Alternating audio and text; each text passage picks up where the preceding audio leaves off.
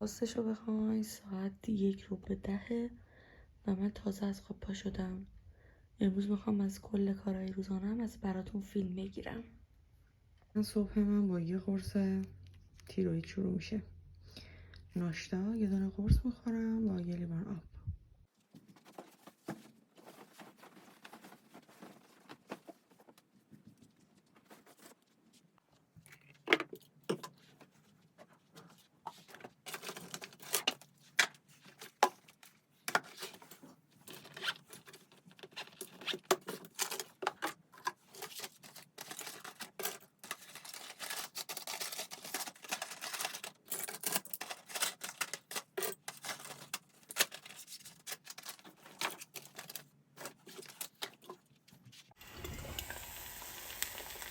بعد با مت ورزشیمون و لباسای ورزشی با یوتیوب یا با آپارات یه نیم ساعت رو ورزش کنیم و دوش بگیریم بعدش.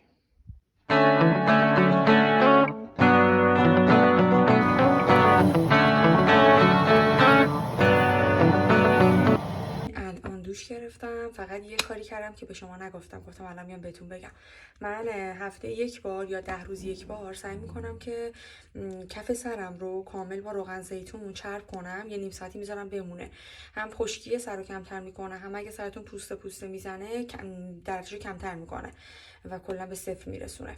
روغن زدم و تولد یکی از بهترین آدمای زندگیم رو تبریک گفتم. امروز تولدشه و من هنوز کادو نگرفتم. یه ماگ داشتم خیلی ازش خوشش اومده بود و تو فکرم اینه که همون ماگو براش سفارش بدم براش بیارن. حالا من برم لباسامو چنجش کنم، بیام با هم دیگه کار دیگه بکنیم.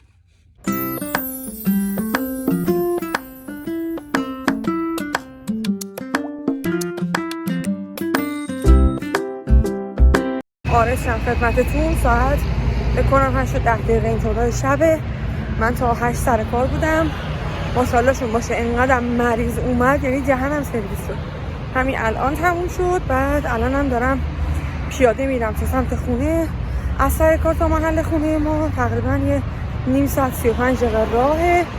من سعی میکنم مواقعی که هوا خوبه حالا حوصله دارم پیاده برم که هم پیاده رویم بشه هم نخوام پول ماشین بدم. ولی یه مواقعی مجبورم که دیگه حالا یا وضعیت قرمزه یا هوا خیلی سرده برفی و ایناست، مجبورم که با تاکسی برم دیگه. خلاصا هم برسیم خونه. بعد نهار کشکاف میبینیم درست کرده بودیم نخوردم، به هوای شام بریم که شام بخوریم.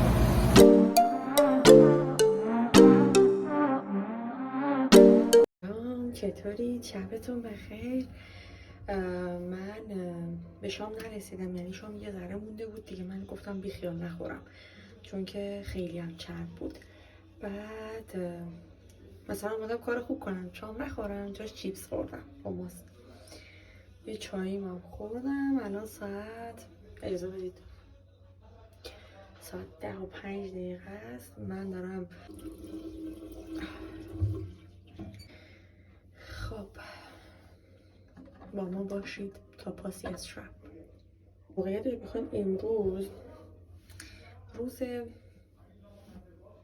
خوبی بود، نمیشه گفت بد و نمیشه گفتش که روز خیلی خوبی بود. نه تا 5 دقیقه به 8 دکتر داشتیم، یعنی بگم ما 8 تعطیل میشیم اصولا دکتر مثلا یه نیم ساعت مثلا زودتر میره، مثلا مریضا تمام میشه. امروز انقدر طولانی بود که دکتر تا 3 دقیقه به 8 مطب بود دیگه. دکتر رفت، من در رو بستم اومدم بیرون، در این بودم. امروز شما کامل با من همراه بودین. سعی کردم چیزایی که تو دوربین تصمیم بگیرم و داخل پیامام یا حرفام بهتون بگم. من اگه بشه امشب اینو ادیت میکنم، برای اولین بار داخل پیجم میذارم تا ببینم چه جوری پیش میره.